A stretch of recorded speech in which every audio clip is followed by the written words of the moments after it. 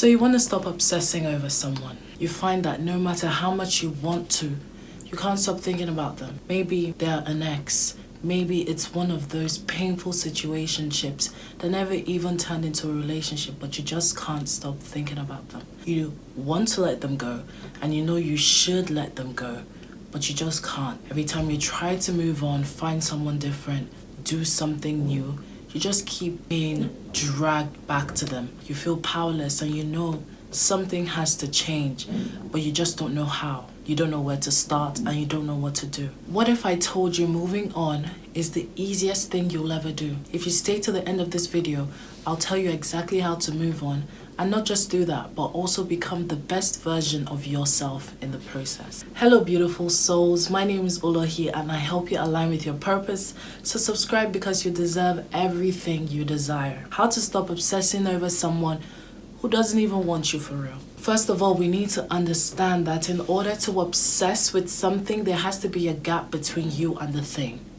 The gap is the limerence, the stories you create. The thing you are actually obsessed with is a reality you have created in your mind about the desire for that thing or that person. If you want to stop obsessing over them, you have to realize that it's not them, it's you. It has been you from day one, and it's going to continue to be you until you decide to be different. You already know everything about them. You don't need anymore. You don't need to continue stalking their page, learning about their ex or their new girl or the new guy or whatever. You need to realize that in order to set yourself free, you need to unlearn the emotional response you have to this person. Every time you look on their page, check for their message, think about them in your thoughts, you have a dopamine spike because your body and your mind is perceiving this person as a cure to problems. So the thought of them, the checking for them, the obsession with them is your body's way of self-soothing. Whenever you're coping in any way, never blame yourself or think less of yourself. You need to realize that every action has an equal and opposite reaction. So everything you do was caused by your body or your mind trying to soothe yourself in some way. This obsession with this person comes from the fact that you are trying to fill a void that you've created. The obsession was created by limerence. You are never really truly obsessed with them. You are obsessed with the idea of them you created. You pedestalize them because you have convinced yourself that they are a cure to a problem that you have created. You've convinced yourself that they are your salvation, that without them, you cannot feel the joy, the love, the hope, the fulfillment that you should be creating by yourself in your own life. It's not them. And to be honest, it can never truly be them. You can never ever truly be with someone that you're obsessed with. So I want you to drop that right now. No, they will never be your man. No, they will never be your girl. No, they will never be your husband. The fact that you are obsessed with them means that they are not yours. You cannot be obsessed with something that you have. I am not obsessed with this book or getting this book or acquiring this book because this book is right here, right now, is it not? You can never truly have something you're obsessed with because that goes against the law of what obsession means. So no, they will not be your boyfriend. No, it's not something you say or somehow differently you need to ask. It's not because you texted too quickly or not quickly enough. They're just not yours. And they will never be yours for as long as you need them as obsessively and desperately as you currently do. The obsession is rooted in lack. And like I always say, you can never manifest from a place of lack. Now we know why. You say yes, I understand. I know why I'm obsessed with them now. It's a reaction, it's a coping mechanism. But how do I change? How do I truly step out of this desperate, anxious person I've been to not only get over this person, but become my best self in the process? Open my heart and my mind for the person who is truly meant for me, to attract what is mine under grace in perfect ways. How do I do that? Step 1, come back to reality. I want you to be so objective about your life and your experience with them. Get out a piece of paper, whatever that looks like. Do a pros or cons list. What has only existed in your imagination, and what have they actually done for you? Because when you actually look at it, when you look at them objectively, how perfect are they truly? And I mean truly, and I mean honestly, like genuinely. What have they done for you in your actual life? Silence. Oh, okay. Because they haven't done anything. It's the lovely daydreams you have of the dates you're gonna go on and the trips you're gonna go on and how they're gonna do this for you and do that for you, not the stuff that they've actually done for you. Because if you open your phone right now, you're gonna see you've been left undelivered for like 2 weeks. If you remember, you actually realize that they have actually never actually taken you out anywhere or done anything nice for you. If you remember, they actually gaslit you and took you for granted. If you remember, they actually scheduled something that you were gonna do together and never showed up. If you remember properly, they actually chose to hang out with other people over you and continue to do it every single time. If you remember correctly, they actually don't really f with you actually. But no, you've convinced yourself that this person is your Jesus Christ reincarnate. They are your only salvation. So without them, who are you? You need to actually land back in reality. Now, the only way you can do this is if you have enough love for yourself to realize that you deserve better. Because you can look at the most negative, nastiest behavior, the most gaslighting, narcissistic, avoidant, and you could find that attractive. Honestly, you know you're not supposed to be with this person. You know this person is no good, but they are sexy, aren't they? Like, you're really attracted to the nonchalance and the chaos. The only way you'll be able to overcome that is to change your self-concept to a point where chaos is no longer attractive to you, where you truly, genuinely believe that you deserve to be loved, you deserve peace, you deserve to be well taken care of, you deserve to be provided for, to be loved, to be cherished. It's only when you have beliefs setting a standard for the love you receive from yourself that you can expect that standard from others. If your mind is chaos, your world is chaos, because you are the creator of your reality. There's this one video on TikTok I saw where the guy was basically saying, you're either a dirty or clean toilet. If your toilet is already dirty, there's shit and vomit everywhere, and you walk into that public toilet, I'm not going to be careful. I'm not going to make sure my goes into the toilet and I clean up after myself. I'm going to do whatever, however I want, because it's already nasty. Me contributing to that makes little to no difference. But if your toilet is in immaculate condition, you have the nice eucalyptus hanging, spotless, the muscle has done its work on that toilet, it's sparkling clean, I'm going to make sure I act in a way that is in accordance to how it's kept. I'm going to make sure that I leave it sparkling, even cleaner than how I found it, because that is the standard they have set. If I go around to a friend's house and I see their room is messy as they don't care about their stuff, if they borrowed me something, do you think I would take care of it as well as I would if I went to a friend's house and their room is immaculate? Let's say that friend with a dirty room came to mine. Do you think I'm gonna make sure my bed is made and everything is in good condition for them? No. Because they set a standard for themselves and I don't have to do much to jump over that. Like, my bed could be kind of made, as long as there isn't dirty plates in the room, I'm probably gonna be fine. But I go to that friend's house, they have eucalyptus essential oils sprayed on their pillow. I'm going to take good care of my space before I let them around. To expect something means you have already set that standard for yourself. If you continue to obsess over the bare minimum about something that only exists in your imagination, that means you don't love yourself enough. And that is the period baseline of it. If you loved yourself, the slow texting, the lack of accountability, the saying you do something and not showing up is just simply not good enough for you. That's the fact. So show up for yourself the way you expect anybody else to show up for you. That's the foundation of self-love. The thing about self-love, it's the flow, how someone treats you. If you treat yourself poorly, I'll treat you poorly. Who's to say the guy's not going to treat you poorly? We just show you what you're showing yourself. That's why I always say reality is a mirror. What you give is what you get. Step 2. What hole did limerence fill?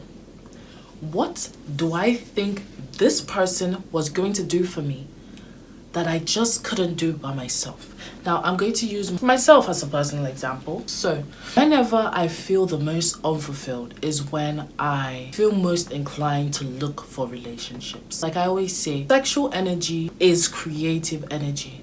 So when you're meant to be creating something like that business, making those videos, doing that job, going to school, and you're not getting that satisfaction from that creative energy, we look for its substitute, which is sexual energy.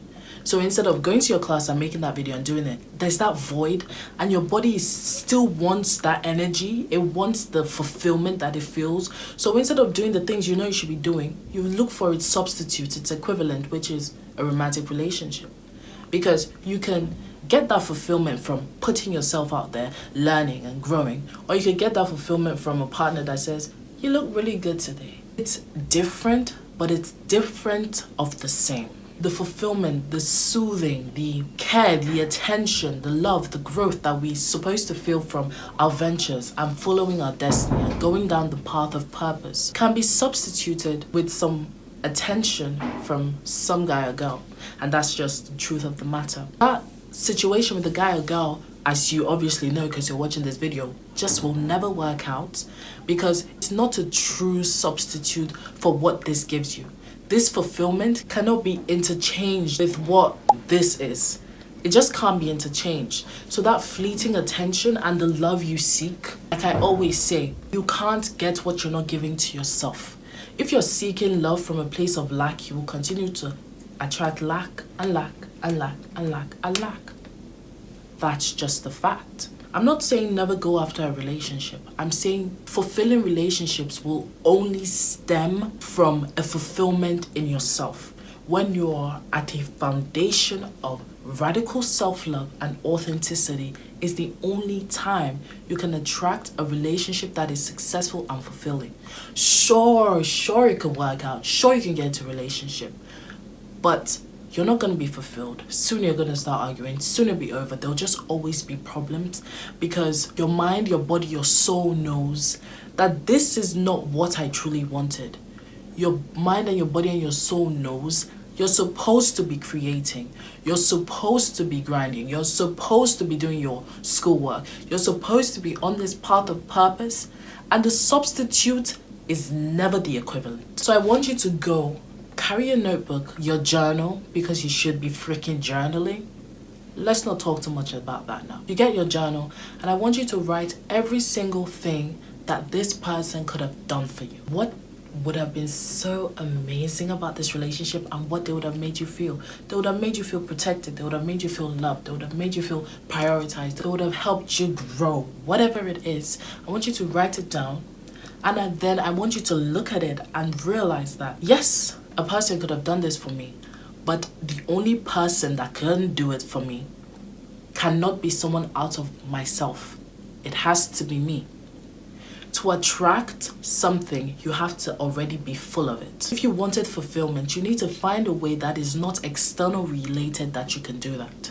What is your path? If you're making videos, you better get to making videos. If it's going to class, you better get back to going to your lectures. You need to realize that everything this person promised you in your mind was just a reincarnation of what your soul knows you desire and deserve.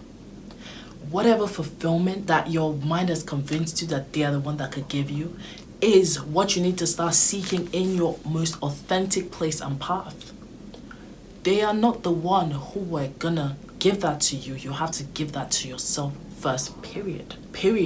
I don't care if you see people who are not following their path and they're in relationships, I promise you that relationship is not happy. You can get into a relationship if you want. You can be with this person if you want. But I know, we all know that that is not what your soul is craving for. Love can only come from a place of love. And if you're in a place of lack, in a place where you feel unfulfilled, you're not building that business, you're not making that video, you're not going to that lecture, you're not doing what you should do, the things that could only be reflected to you is unfulfillment. Anything that you try to substitute for the truth will crumble. So get crystal clear on what limerence was trying to do for you, and then find alternatives to do that for yourself. And I'm gonna say this again. Every single video on how to manifest a specific person, how to manifest a person of your dream, a connection of this, all starts from within. It's just change your self-concept and your reality must change to mirror what you now believe it's true. If I think I'm abundant, I'm authentic, I'm bursting with love, everything, every situation, and everybody has to mirror that back to me. That means successful friendships and connections, abundantly flowing relationships. Seek you first the kingdom of God and its righteousness, and all other things will be added unto you. That's the basis of your reality, of your experience. Every time you feel obsessed, just realize it's a cry for self-love. You don't need a man, you need a life. Step 3, get busy. I found that when I'm living my life, I simply don't have time to be obsessed. If I'm ever obsessed with a man, a connection, a job, I'm just not busy enough. You don't need a man, you need a life. You need to know on Monday, this is what my day is going to look like. On Tuesday, this is what my day is going to look like. Fill your days with things that bring you joy. And also, one thing I found is really important is fill your days with things full of accountability outside of yourself. So for me, this looks like, instead of going to the gym 7 days or 6 days a week, I now play 2 sports. I go to volleyball, so I know I have to show up on Wednesdays because my team expects me to. I play badminton because my partner is gonna expect me to be there. Do things and craft your life in a way where there's just so much joy, fulfillment, and growth that obsession is not possible. Obsession takes time and dedication. Do you know what else takes time and dedication?